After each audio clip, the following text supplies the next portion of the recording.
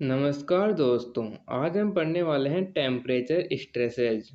Temperature stress क्या होता है कि जब हम किसी सॉलिड बॉडी का तापमान बदलते हैं, तापमान बढ़ाते हैं या कम करते हैं, तो वह सॉलिड बॉडी फैलती है या सिकुड़ती है। तापमान बढ़ाने पर फैलती है और कम करने पर सिकुड़ती है। अब यदि हम एक्सटर्नल फोर्स लगाकर तापमान चेंज होने पर उस सॉलिड बॉडी के फैलने या सिकुड़ने को रोक दें, तो ऐसी स्थिति में उस सॉलिड बॉडी में एक स्ट्रेस उत्पन्न होगा। उस स्ट्रेस को हम कहते हैं टेम्परेचर स्ट्रेस। जैसे ये एक हमारे पास सॉलिड बॉडी है। अब यदि हम इसका तापमान बढ़ाते हैं तो ये फैलती है और इसका आकार कुछ इस प्रकार से बढ़ जाता है। अब तक इस सॉलिड बॉडी में कोई भी स्ट्रेस उत्पन्न नहीं हुआ है। हमने तापमान बढ़ाया और इसका आकार भी बढ़ गया, कोई स्ट्रेस उत्पन्न नहीं हुआ।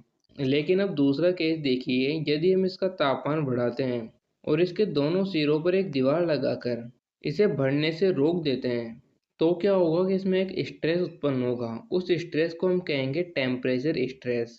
जैसे कि हमने यहाँ पर ये दो दीवारें लगाई है साइड में और साथ में इसका टेम्परेचर भी बढ़ाया है।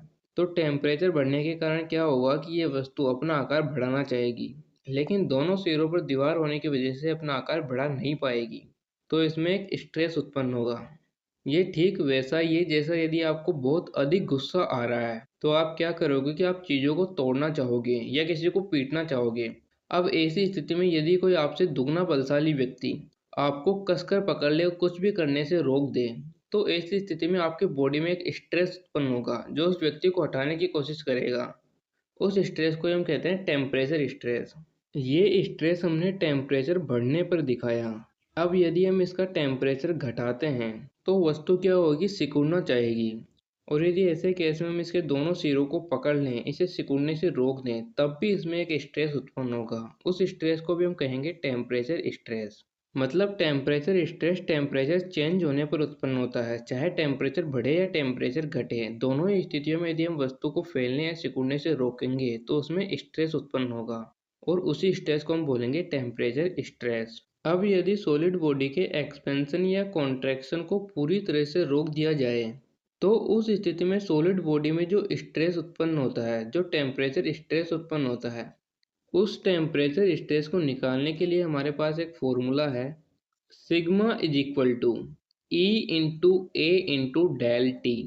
सिग्मा है यहाँ पर टेम्परेचर स्ट्रेस, ई है यहाँ पर यंग मॉड्यूलस, ए है यहाँ पर कोफिशिएंट ऑफ थर्मल एक्सपेंशन और डेल टी यहाँ पर टेम्परेचर चेंज। यानी सॉलिड बॉडी में पहले कितना टेम्परेचर था और बढ़ाने या घटाने पर कितना टेम्परेचर हुआ, इन दोनों स्थितियों का डिफरेंस ही टेम्परेचर डिफरेंस डेल टी है। तो न्यूमेरिकल्स में ये फॉर्मूला उपयोग में आता है, इसे याद रखना। Sigma is equal to e A into del T. Temperature बढ़ने पर इसमें कंप्रेसिव स्ट्रेस उत्पन्न होता है और टेम्परेचर कम होने पर इसमें टेंसाइल स्ट्रेस उत्पन्न होता है।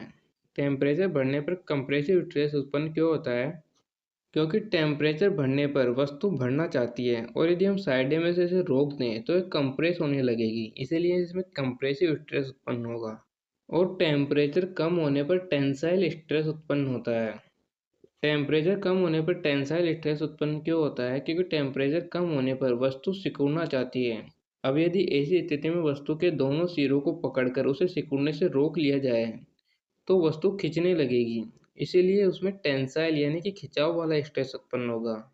एग्जाम्पल की बात करें तो रेलवे के जो ट्रैक्स होते हैं उनमें फैलने या सिकुड़ने के लिए जॉइंट्स बनाए जाते हैं।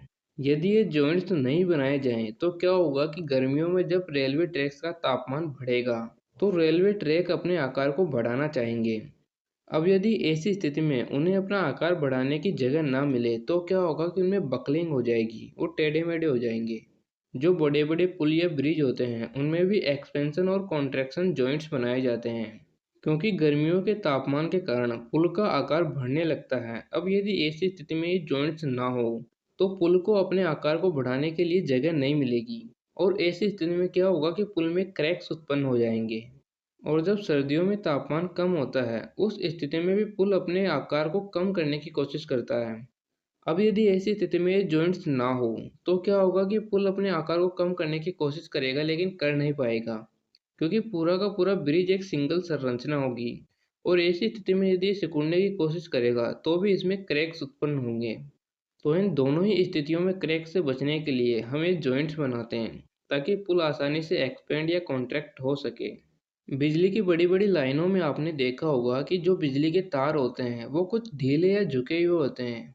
ऐसा क्यों होता है? क्योंकि यदि हम बिजली के तारों को एकदम सीधा तान कर बिजली के खंभों से बांधेंगे तो क्या होगा कि जब सर्दियों में उनका तापमान कम होगा तो बिजली के तार अपने आकार को कम करना चाहेंगे। ऐसी स्थिति में उनमें खिंचाव उत्पन्न हो जाएगा क्योंकि वो बिजली के खंभों से एकदम तनकर बंधे हुए हैं। अब वो यदि और खींचना चाहेंगे तो उनमें तनाव उत्पन्न हो जाएगा और ऐसी स्थिति में बिजली में शॉर्ट सर्किट या टूट-फाट भी हो सकती है। और ऐसी स्थिति में बिजली के तारों में शॉर्ट सर्किट हो सकती है, वो टूट भी सकते हैं।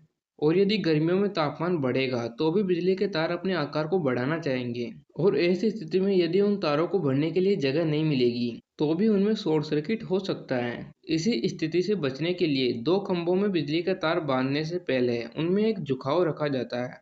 उनको कुछ ढीला रखा जाता है ताकि तापमान चेंज होने पर बिजली के तार आसानी से अपने आकार को एडजस्ट कर सकें। जो कंक्रीट की सड़कें बनाते हैं उनमें भी आपने देखा होगा कि सड़क बनाते समय थोड़ी थोड़ी दूर पर सड़क में एक जॉइंट बनाकर ब्लैक ब्लैक कलर के कुछ गत्ते रखे जाते हैं। ये जॉइंट क्यों बनाए जाते हैं? ताकि तापमान चेंज होने पर सड़क अपने आकार को आसानी से एडजस्ट कर सके। यदि ये जॉइंट्स हम ना बनाएं तो क्या होगा कि जब गर्मियों में तापमान बढ़ेगा तो सड़क अपने आकार को बढ़ाना चाहेगी और यदि उसे अपने आकार को बढ़ाने के लिए जगह नहीं मिलेगी तो उसमें क्रैक्स उत्पन्न हो जाएंगे। उन क्रैक्स से बचने के लिए सड़क में हम जॉइंट्स बनाते हैं। जो धातु के ढक्कन वाली बोतलें होती हैं उनमें भी आपने देखा होगा कि सर्दियों में उनका ढक्कन ज़्यादा कस जाता है। ऐसा क्यों होता है? क्योंकि सर्दियों में धातु अपने आकार को कम करना चाहेगी और ऐसी स्थिति में वो ढक्कन ज़्यादा कस जाएगा। तो हम ढक्कन को खोलने के लिए क्या करते हैं कि ढक्कन के ऊपर गर्म पानी डालते हैं, जिससे क्या होता है कि धातु के ढक्कन का टेम्परेचर बढ़ता है और वो एक्सपेंड होना चाहता है और इसी के कारण वो आसानी से ढीला हो जाता है और खुल जाता है। तो ये कुछ रियल लाइफ एग्जाम्पल थे टेम्परेचर स्ट्रेस के, जिनको आपने भी अपने निजी जीवन में कभी ना कभी एक्सपीरियंस किया होगा। तो इसी के साथ हमारा टेम्परेचर स्ट्रेस कंप्लीट होता है। जल्दी मिलेंगे नेक्स्ट वीडियो में।